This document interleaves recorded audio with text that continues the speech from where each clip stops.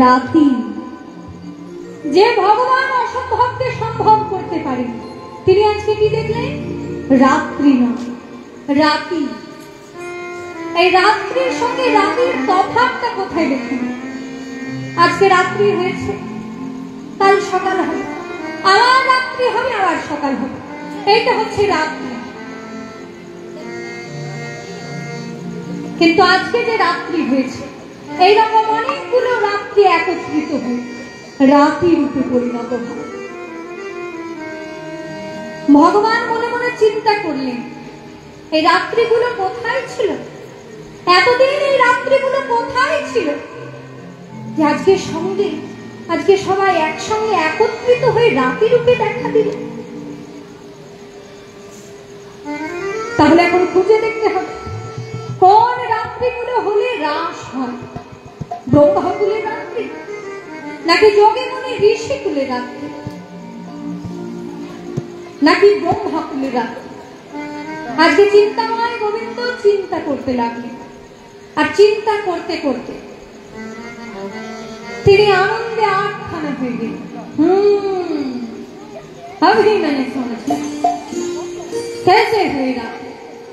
এতক্ষণে বুঝতে পারলাম কি করে রাত্রিগুলো রাতি রূপে পরিণত হল। স্মরণ হয়ে গেল বস্ত্র হরণের কথা, বস্ত্র হরণের কথা মনে করো, বস্ত্র হরণের কথা বস্ত্র হরণের কথা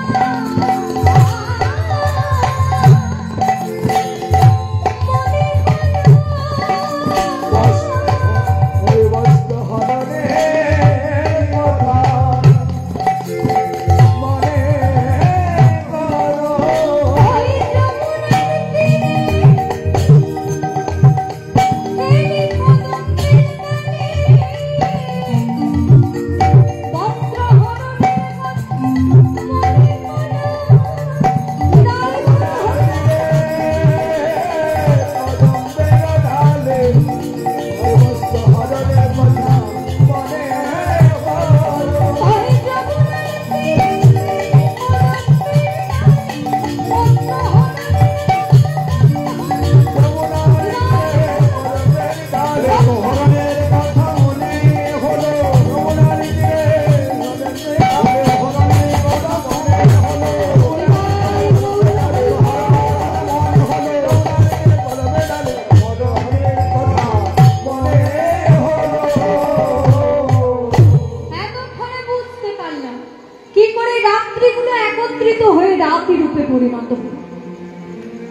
আমি একদিন ব্রজগোপীদের বসন চুরি করেছিলাম।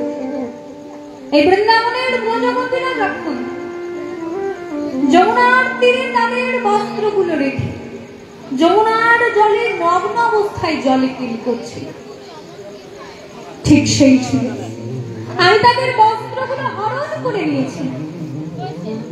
আর বস্ত্র হরণ করে নিয়েছিলাম বলে সামনের মায়েরা এত গল্প করলে হয়?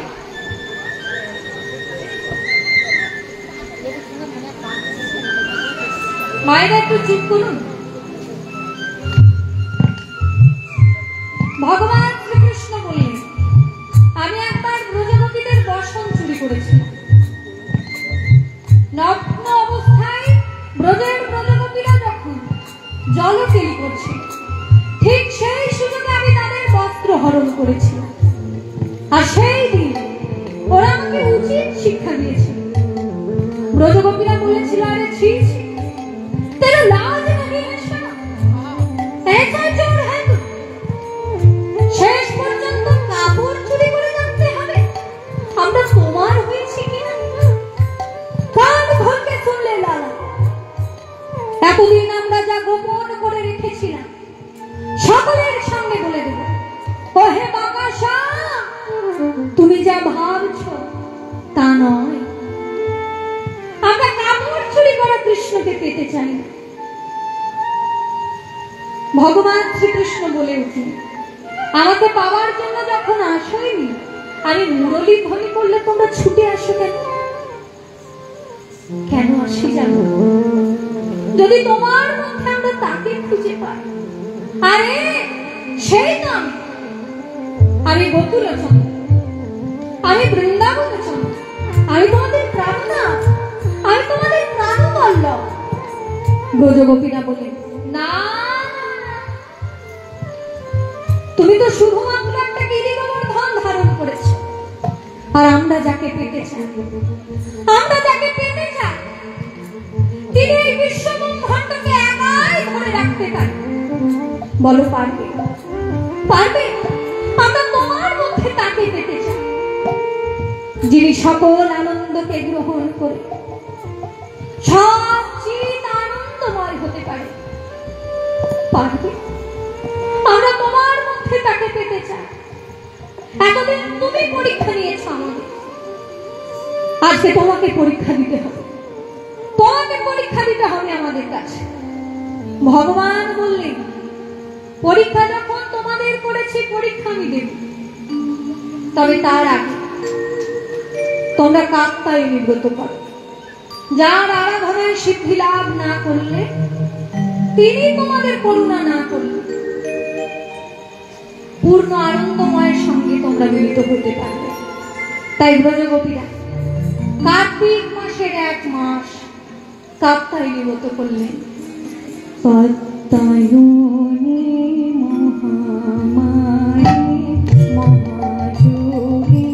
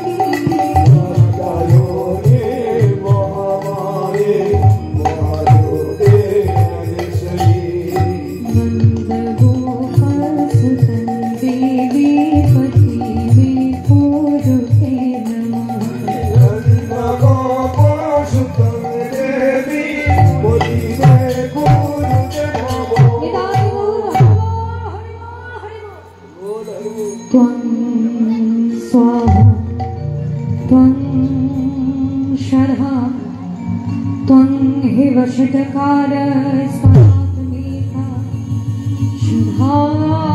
शुद्धात्मक्षरे नित्ये त्रिधमात्रात्मिका स्थितः अर्धमात्रा स्थिता नित्या यानुचार्या विशेषतः त्वमेव सन्धा सावित्री त्वं देवी जननी परा त्वयैतद्धार्यते विश्वम्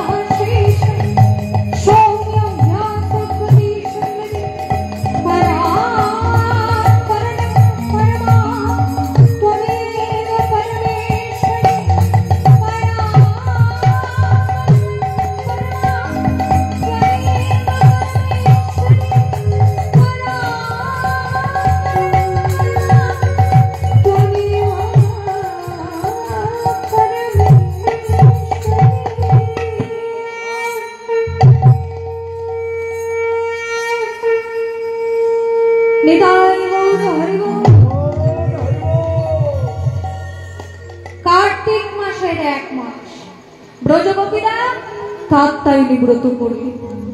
মা কাত্যায়নী বললেন, কি চাও তোমরা?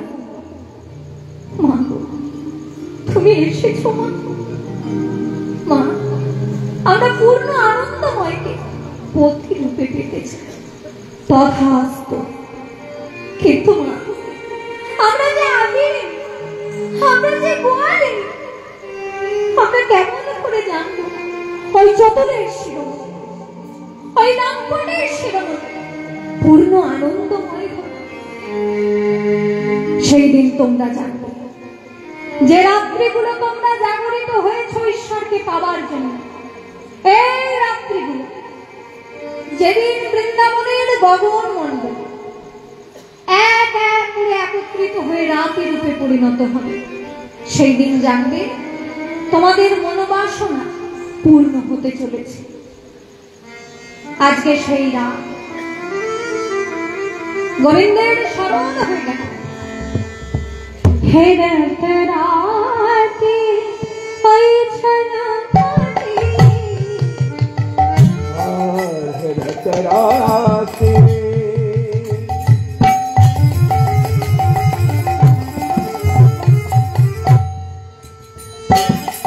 ওই ছনা ভাতে, হে রাতে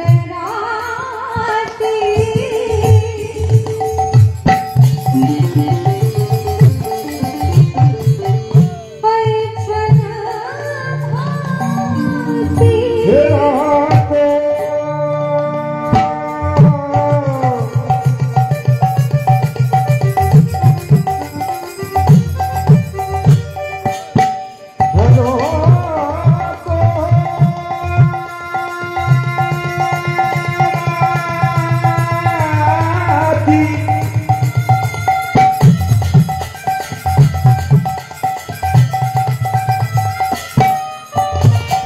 ऐसा सौभाग्य भी नहीं देखा मधुर सी वृंदावन में।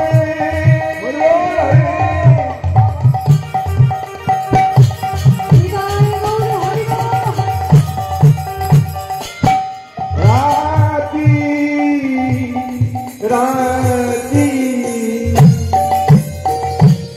হে রাতে ওই ছলনাতে, राती कोई छना भाते,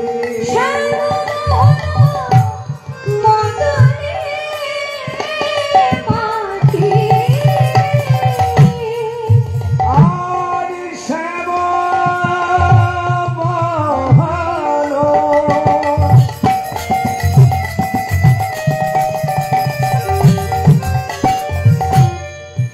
आदि श्याम महानो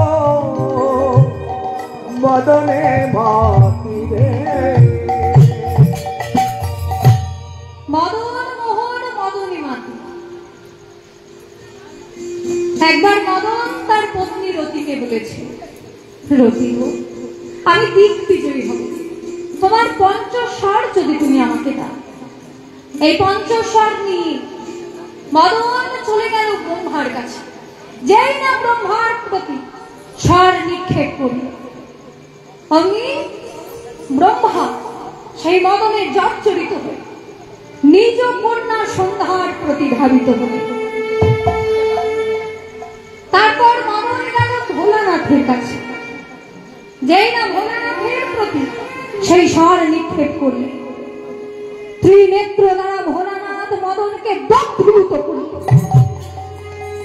আর অঙ্গ ফিরে পেলেন। তাই মদনের আরেক নাম হলো অরঙ্গ। মদনের আরেক নাম অরঙ্গ। এইবার মদন গেল বৃন্দাবন। গোবিন্দ একবার হেসে বলছে, মদন তুমি এখানে? বৃন্দাবন তো মধুর মধুর চেলিলা, কাম বন্ধহীন। তবে হ্যাঁ, ভোলানাথ তোমাকে দগ্ধীভূত করেছিল, আর আমি তোমাকে মুগ্ধ করলাম। তাই গোবিন্দের এক নাম হলো মদন মোহন। শ্যাম মোহন মদনে মাতিরে, শ্যাম মোহন মদনে মাতিরে, শ্যাম মোহন মদনে মাতিরে, শ্যাম মদনে মাতিরে, মদন মোহন মদনে মাতিরে, মদন মদনে মাতি, মদন মোহন মদনে মাতিরে। মদন মদনে মাতি। হরিপতি সুতা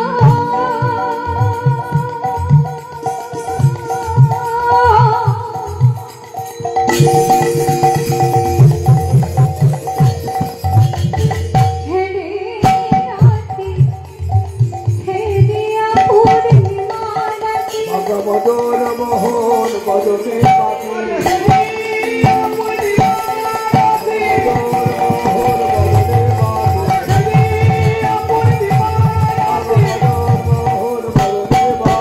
হরিবার গৌর হরিবার,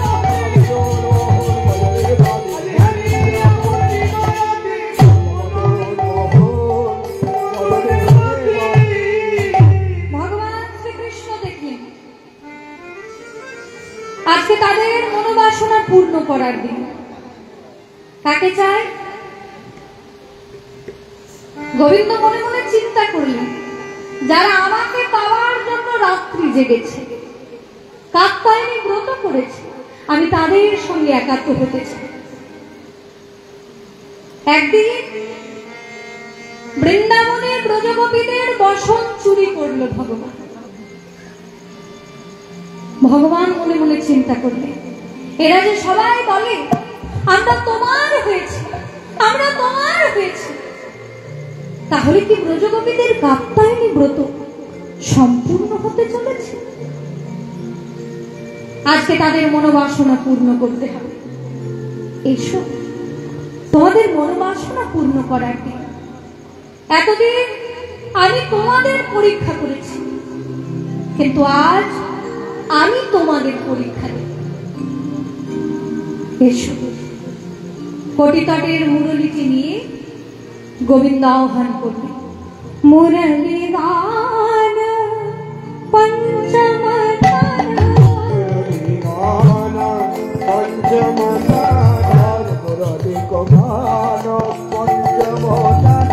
মুরলী বাজে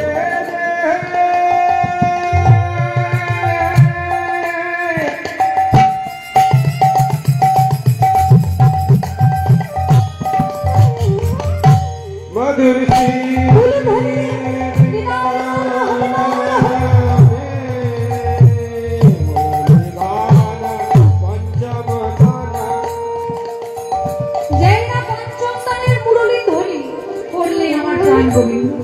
কারা শুনতে পেল? যাদের পঞ্চম তারের মুরলীর ধ্বনিতে সিদ্ধপীঠ হয়ে আছে, যাদের ওই সাধনার দেহ, তারাই শুধুমাত্র শুনতে পেল। তাহে কুলবতী তাহে কুলবতী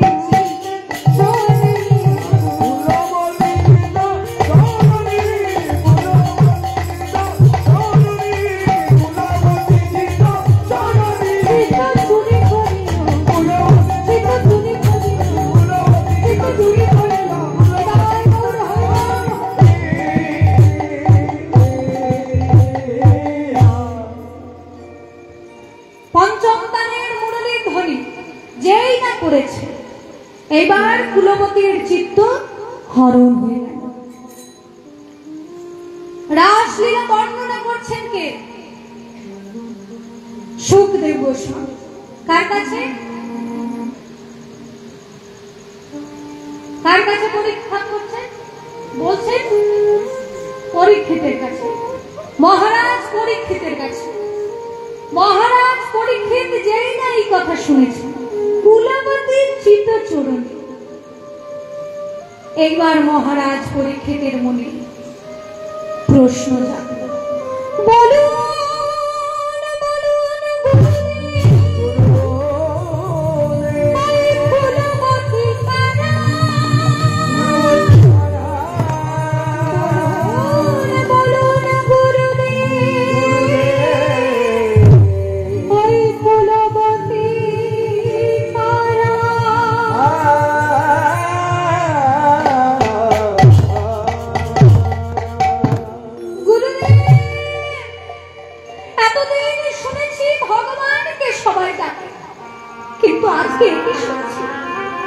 ভগবান আমার কাদের ডাকছেন। এই মহারাজ পরীক্ষিত ছিলেন ব্রহ্ম শাপগ্রস্ত, বনে গিয়েছিলেন শিকার করতে। পিপাসায় ক্লান্ত হয়ে এক ধ্যানস্থ মুনির নিকট জলের প্রার্থনা করেছেন। মুনির নাম হল সৌমিক মুনি। মুনি যেহেতু ধ্যানস্থ অবস্থায় ছিলেন, ধ্যান করছিলেন, তাই মহারাজ পরীক্ষিতের প্রার্থনার কথা কিন্তু তিনি জানতে পারেন। কিন্তু মহারাজ পরীক্ষিত অহংকারে বশীভূত হয়ে তার ধনুকের ছিলাই করে মৃত সর্প এনে মুনির গলায় জড়িয়ে দিল। এই দেখে মুনি পুত্র সিংহী মহারাজ পরীক্ষিতকে অভিশাপ দিলেন, হে অহংকারী রাজা, আমার পিতার গলায় বিনা অপরাধে তুমি মৃত সর্প জড়িয়েছ। 7 দিনের মধ্যে তখন তাদের দংশনে তোমার মৃত্যু হবে। মহারাজ পরীক্ষিত মনে মনে চিন্তা করলেন, এখনো তো আমি 7 দিন বাঁচব, তাহলে 7 দিন আমার বৃথা যায় কেন? ভগবানের লীলা শুনতে শুনতে আমি পরিত্যাগ করব, কিন্তু এই 7 দিন আমাকে ভগবানের নাম শ্রবণ করাবে। কেমন সময় এলেন সুখদেব গোস্বামী। এই সুখদেব গোস্বামীর কাছে ভগবানের লীলা আস্বাদন করছেন মহারাজ পরীক্ষিত। এবার সুখদেব গোস্বামী যেই না বলে দিয়েছে কুলবতী চিত্তচরণ। এইবার মহারাজ পরীক্ষিতের মনে প্রশ্ন জেগে গেল, গুরুদেব, এতদিন শুনেছি ভগবানকে সবাই ডাকে, কিন্তু আজকে এটি শুনছি ভগবান আমার কাদের ডাকছে। গুরুদেব, আমার এমন দিন কবে হবে গুরুদেব, যেদিন ভগবান আমায় উন্নতি করে ডাকবে? সুখদেব গোস্বামী বললেন, মহারাজ পরীক্ষিত, তুমি যাদের গোপী ভাবছ তাদের এই দেহটা এক জন্মের সাধনার নয়, জন্ম জন্মান্তরের সাধনার দেহ। ওই ত্রেতা যুগে ওরা সিদ্ধি লাভ করেছিল, ওরা যোগী ছিল, ওরা মুনি ছিল, ওরা ঋষি ছিল। দণ্ডকারণ্যে রামচন্দ্র যখন গেছিলেন পিতৃসত্য পালনের জন্য, তখন সেই যোগী মুনি ঋষিরা বুঝতে পেরেছে আমাদের ভগবান এই পথেই আসছে। তাই সেই যোগী মুনি ঋষিরা আছাড় খেয়ে পড়লে রামচন্দ্রের পদতলে।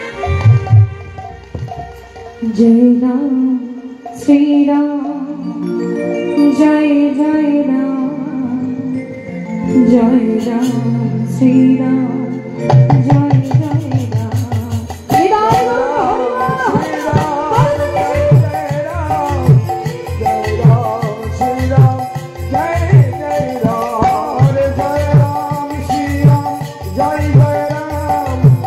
জয়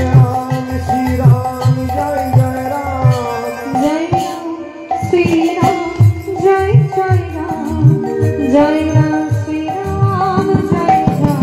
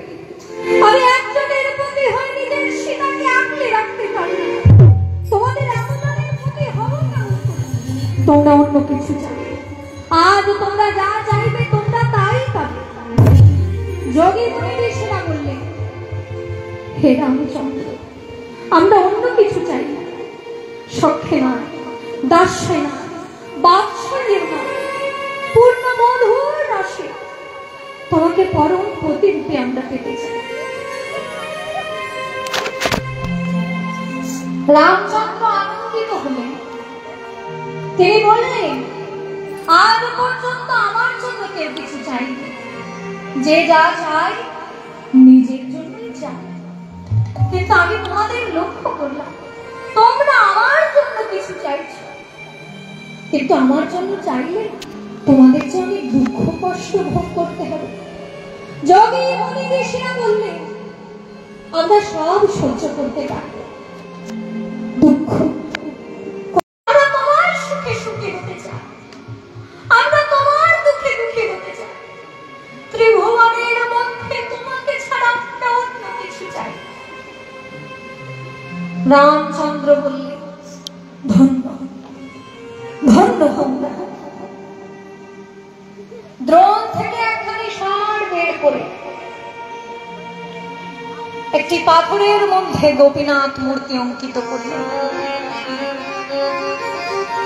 যোগী মুনি ঋষিরা বললেন, ইনি কে? গোবিন্দ। তাহলে আমরা পারি কেন? তোমরা গোপী, আমরা গোপী হতে যাব কেন? আমরা নারীগুলোকে আশ্রয় করতে যাব কেন? গো শব্দের অর্থ ইন্দ্রিয়, পি শব্দের অর্থ পান করা, অর্থাৎ যারা সমস্ত ইন্দ্রিয়গুলিকে পান করে নিয়েছে, যারা গোবিন্দ সুখী সুখী, গোবিন্দ দুঃখে দুঃখী, গোবিন্দ ধ্যান, গোবিন্দ জ্ঞান, গোবিন্দ সাধন, গোবিন্দ ভজন, তারাই তো গোপী, তারাই তো গোপী, যারা মন প্রাণ সখী, তারাই তো গোপী, যারা মন প্রাণ সখী, তারাই তো গোপী, যারা মন প্রাণ সখী,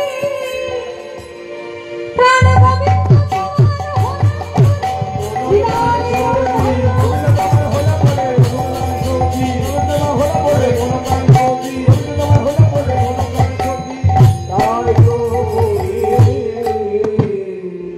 তাহলে এক জন্মের সাধনায় গোপী হওয়া যায় না, জন্ম জন্মান্তরের সাধনার দেহ হলেই গোপী। কিন্তু গুরুদেব, মুরলীতে এমন কি বেজেছিল যে শুধুমাত্র ব্রজগোপীরাই শুনতে পেল, আর কেউ শুনতে পেল? কি বেজেছিল জানো?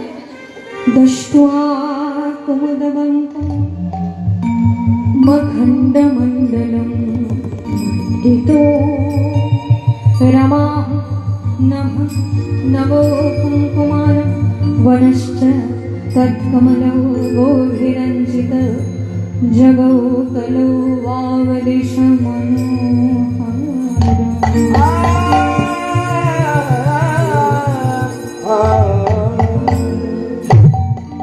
मुरली बाजलो वृंदावने, मुरली बाजलो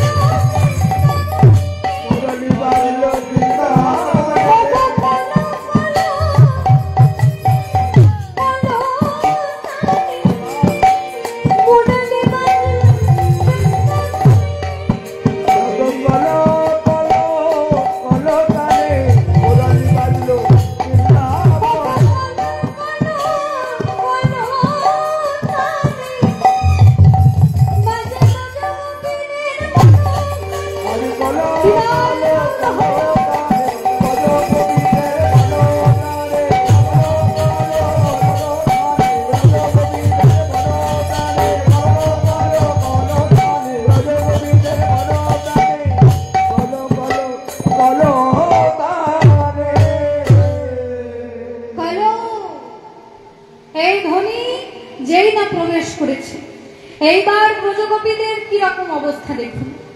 কোন ব্রজগোপী গৃহের মধ্যে গোদুগ্ধ দহন করছিল, কোন ব্রজগোপী আয়নার সামনে দাঁড়িয়ে বেশ বিনাশ করছিল। এবার যেই না মুরলী ধ্বনি কর্ণে প্রবেশ করেছে, তাদের চিত্ত হরণ হয়ে গেল।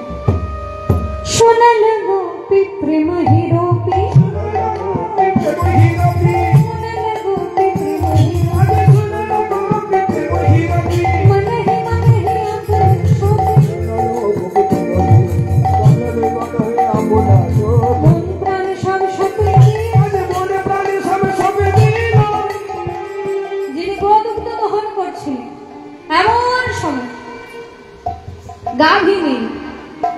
গাভী কিন্তু চলে গেছে, কিন্তু ব্রজগোপী হাতটা বন্ধ হয়নি। এই দেখে পদকর্তা গোবিন্দ দাস বললে, আরে রাম তো কিসকা দুগ্ধ হত্যা নেই, তোমারা আঁখ নেই হ্যাঁ, তুমি দেখতে পাচ্ছ না তোমার সামনে গাভী নেই, তুমি কার দুগ্ধ দহন করছো?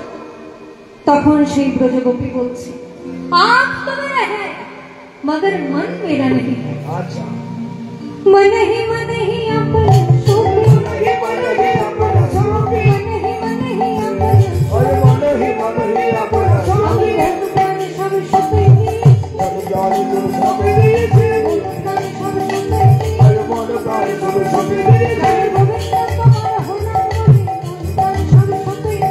गोविंद तुम्हारा हो नाम बोले, मन जाने सब सोपी दीजिए। এই হলো এক ব্রজগোপীর অবস্থা। আরেক ব্রজগোপীর অবস্থা কেমন? যাহি বলতে তাই চলে,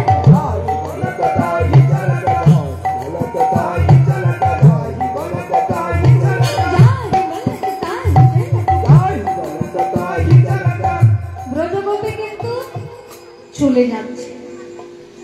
এই দেখে পদকর্তা বলছে, এত রাত্রিতে কুলের কুলবধূ হয়ে তুমি কোথায় চলেছ? সেই ব্রজগোপী বলছে, ও বৈষ্ণব তুমি কি শুনতে পাচ্ছ? ওই শোনো, মুরলি কোকাইল লোলে,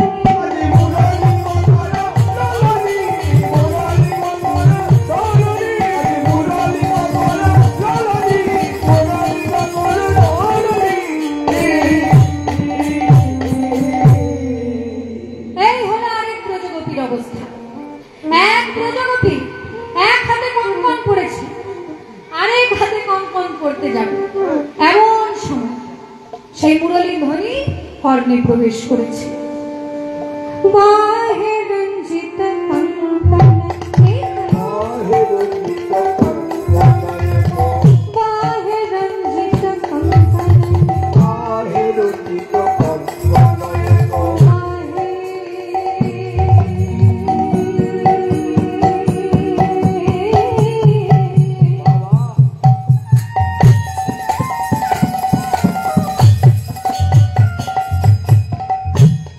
পদাবলীতে কিন্তু একবারও ডান হাতের কথা উল্লেখ করেনি।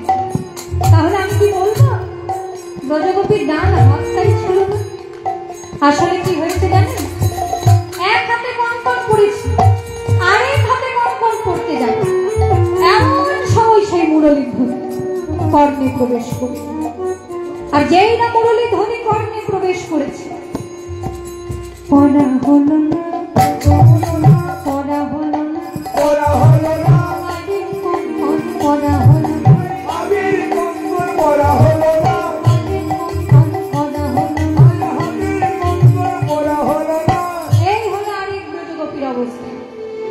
এক ব্রজগোপী এক কর্ণে কুণ্ডল পড়েছে, আরেক কর্ণে কুণ্ডল পড়তে যাবে, এমন সময় সেই পঞ্চম তানের মুরলী ধ্বনি কর্ণে প্রবেশ করবে। তাহে এক কুণ্ডল দৌড়ে,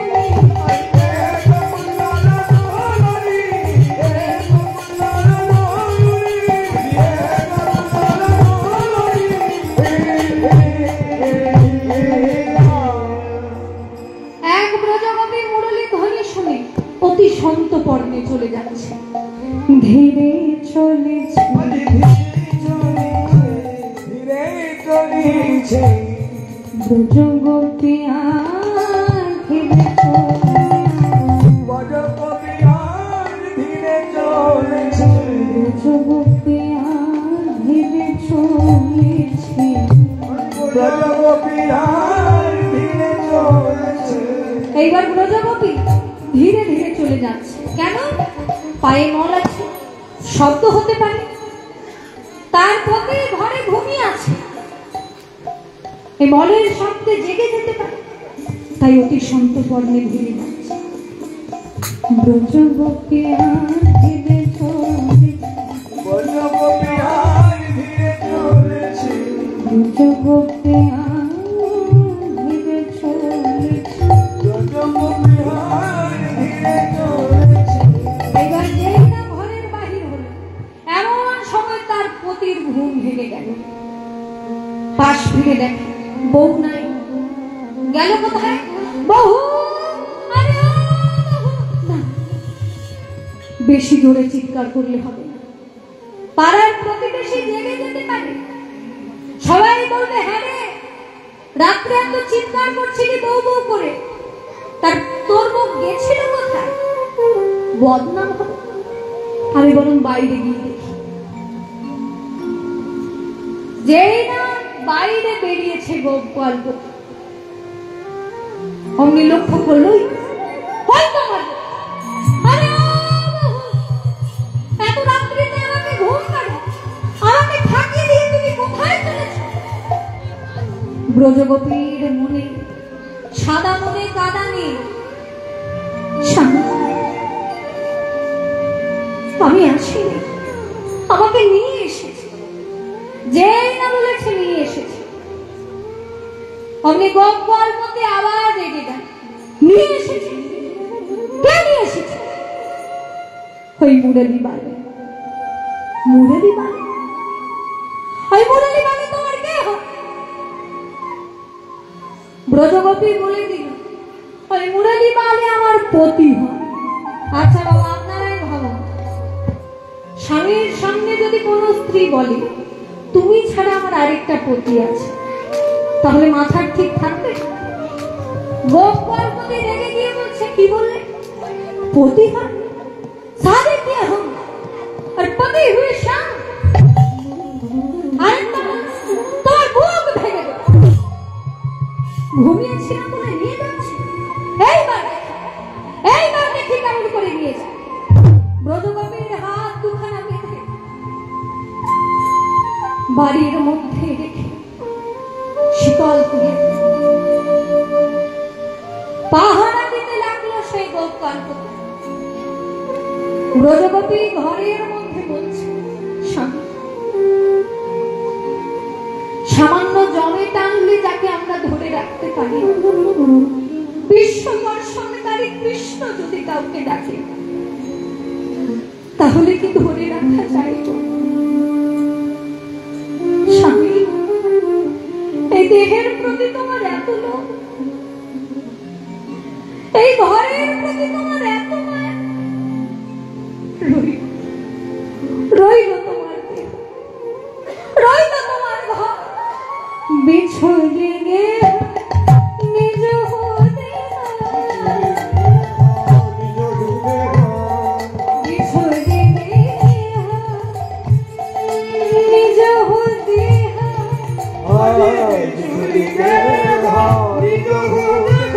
গোপী ঘর ছাড়িল দেহ ছাড়িল, ব্রজগোপী ঘর ছাড়িল দেহ ছাড়িল, গোবিন্দ তোমার হলাম কিবা তুমি গোবিন্দ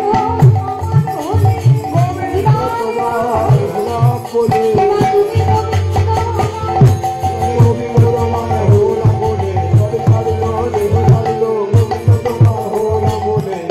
গোবিন্দ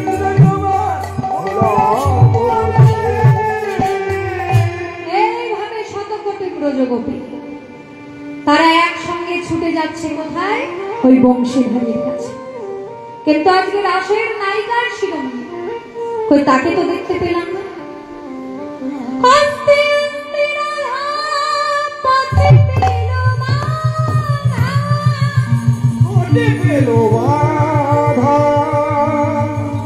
আস্তে আস্তে রাধা পথে পেল বাধা,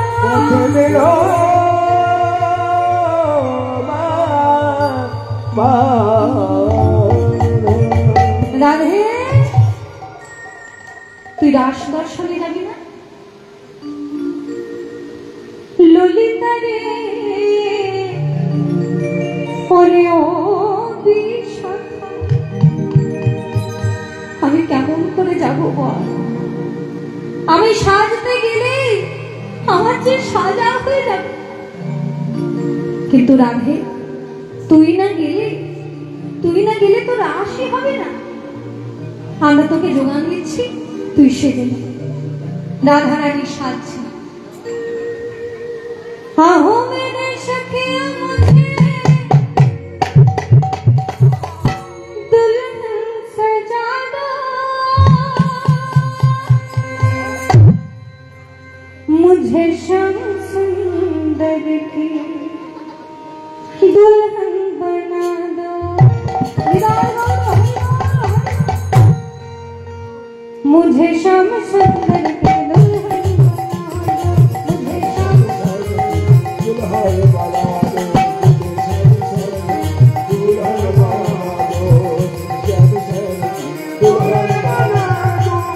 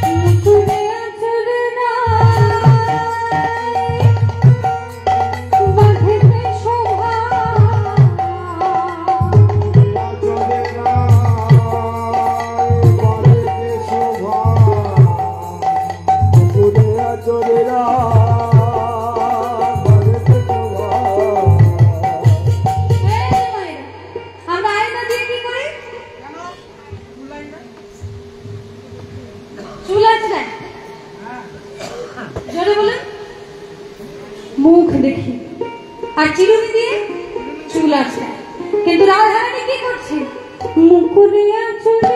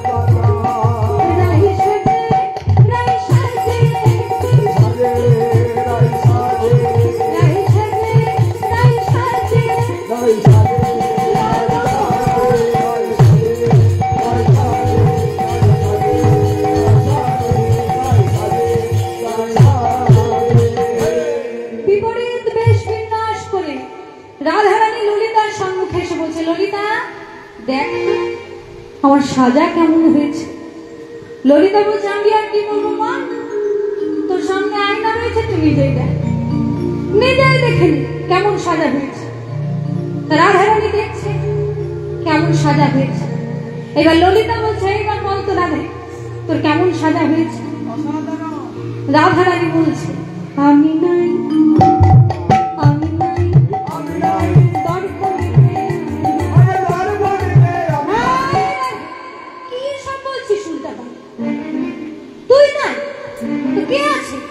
দাঁড়াই আছে, দাঁড়াই আছে, দাঁড়াই আছে,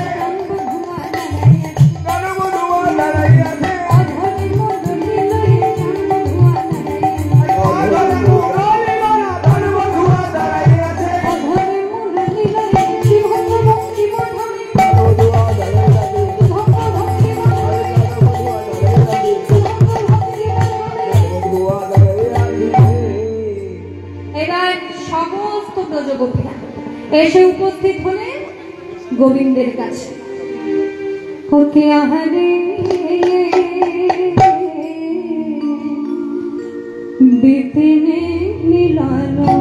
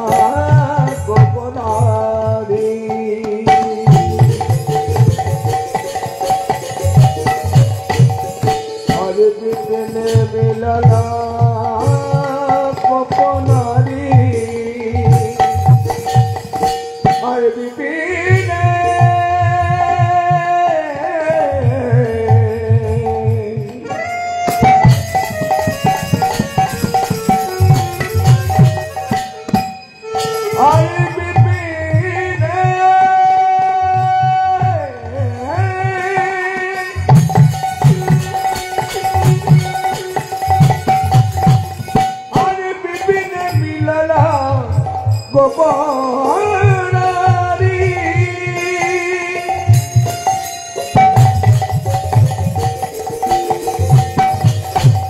আরে বিপিনে মিলল গোপনারি আরে বিপিনে মিলল গোপনারি বিপিনে মিলল গোপনারি আরে বিপিনে মিলল গোপনারি আহারে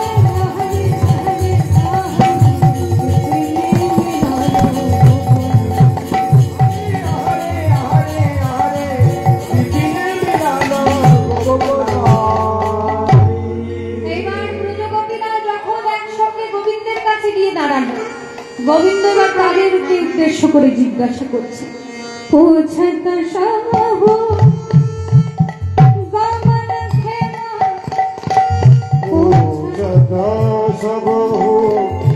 গমন ক্ষেমা, আহে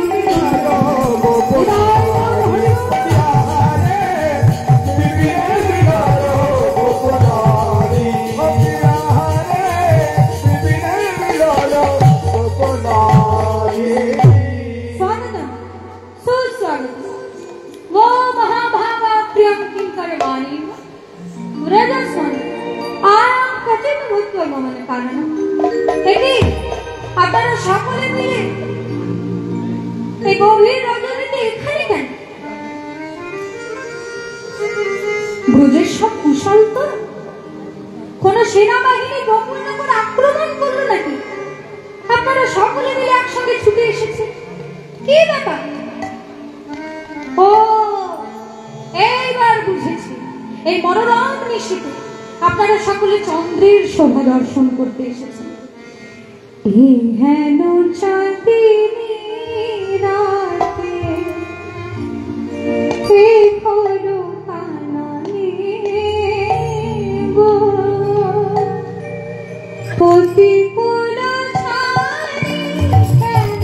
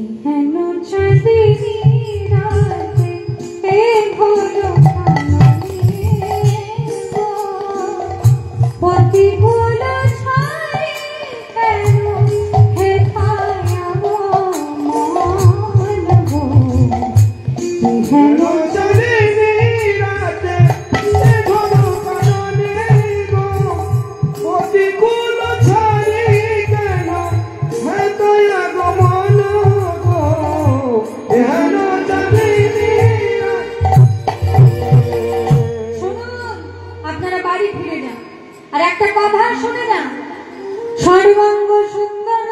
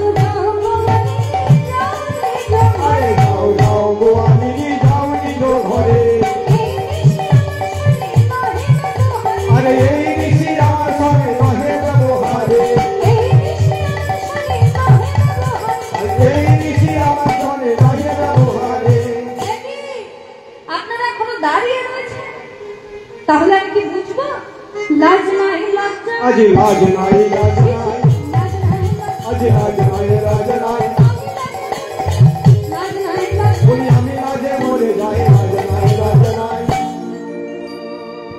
এইরূপ কথা যখন গোবিন্দ ব্রজগোপীদের উদ্দেশ্যে বলেছেন, এইবার ব্রজগোপীরা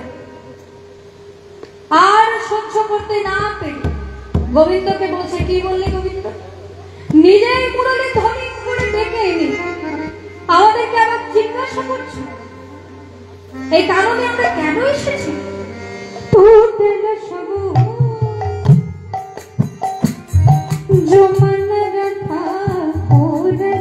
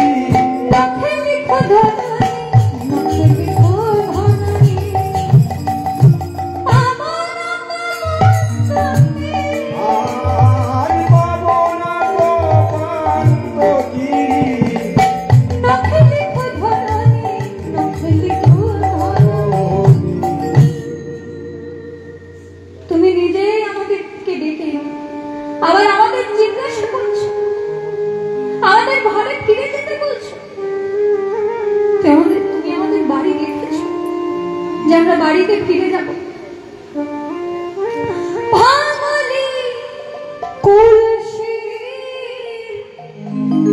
মুরলি কোগানে ভাঙলি কুলসি মুরলি কোগানে ভাঙলি কুলসি মুরলি কোগানে ভাঙলি কুলসি মুরলি কোগানে ইনকরি গনি যেন কেশে ধরে থাকে ইনকরি গনি যেন কেশে ধরে থাকে ইনকরি গনি যেন কেশে ধরে থাকে ঘরে রইতে দিল না ঘরে রইতে দিল না ঘরে রইতে দিল না ঘরে রইতে দিল না ঘরের বাহির করে আনলো ঘরে রইতে দিল না ঘরের বাহির করে আনলো ঘরে রইতে দিল না। এইবার ব্রজগোপীরা রেগে গেল। আজ পর্যন্ত যা কাউকে কোনোদিন বলিনি, আজকে সকলের সামনে বলে দেব। ব্রজের প্রসিদ্ধ নবনীত চোরম সর্বজনের পাপ চোরম কুলবতীর চিত্তন চোরম কুলবতীর চিত্তন চোরম। তুমি চোর, তুমি চোর, তুমি চোর, আমরা শুনবো না হে শুনবো না হে শুনবো না হে চোরের মুখে ধর্মের কথা শুনবো না হে চোরের মুখে ধর্মের কথা শুনবো না হে চোরের মুখে ধর্মের কথা শুনবো না হে চোরের মুখে ধর্মের কথা শুনবো না হে। তুমি চোর, তুমি চোর। যেই না বারবার গোবিন্দকে ব্রজগোপীরা বলে দিয়েছে তুমি চোর, এইবার গোবিন্দ রেগে গেল। কি বললে? চুরি করেছি একবার আর চোর বলতে বারবার? মজা পেয়েছো তাই না?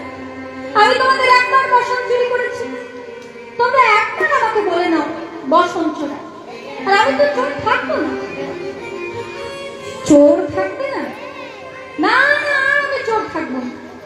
তাহলে কি হবে? গোবিন্দ বললেন, मैं संत बन जाऊंगा, আমি সাধু হয়ে যাব। সাধু হবে? তা পুরোপুরি সাধু হবে না, নাকি একটু একটু চোর আর একটু একটু সাধু ভাব থাকবে? হবো, পুরোপুরি সাধু হবো, চোরও হবো, মাঝে মাঝে চুরিও করবো। তা কোন দিন সাধু হবে? যেদিন রাত হবে, যেদিন নদী আই গৌরাঙ্গ হব।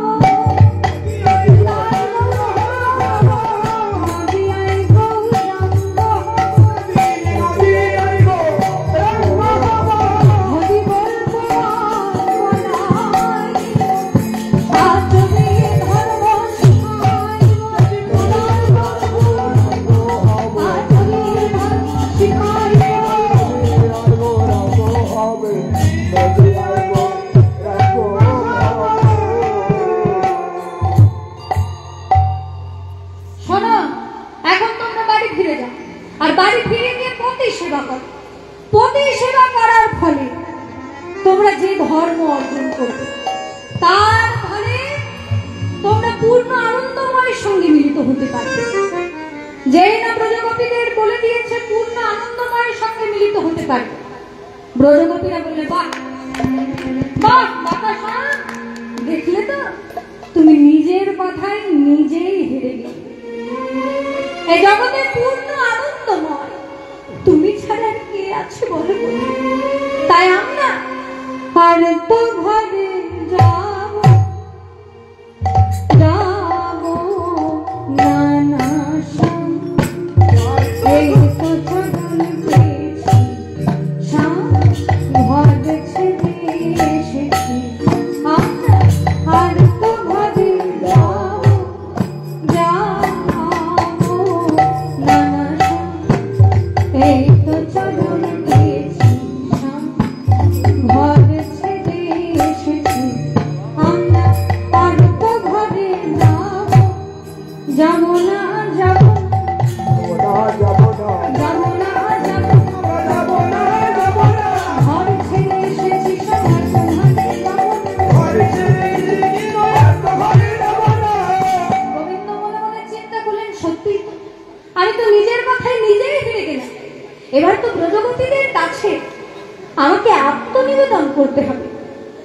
তাই গোবিন্দ গোপীদের বললেন, শোনো ব্রজগোপী, আমি তোমাদের পরীক্ষা করছি, আর আমার পরীক্ষায় তোমরা উত্তীর্ণ হয়েছো। এসো এসো তোমাদের মনোবাসনা পূর্ণ করো। কাঞ্চন মুনিগণ জননীর মামল রমণী মণ্ডল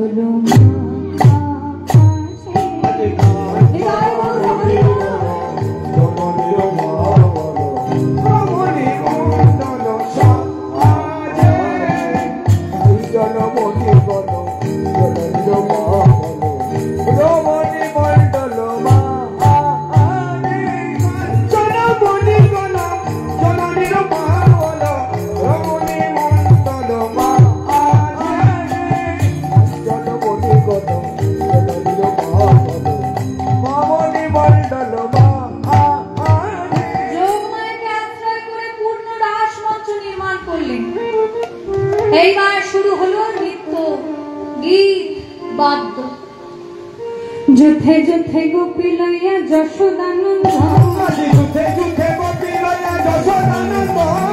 বৃন্দাবনে রাসলীলা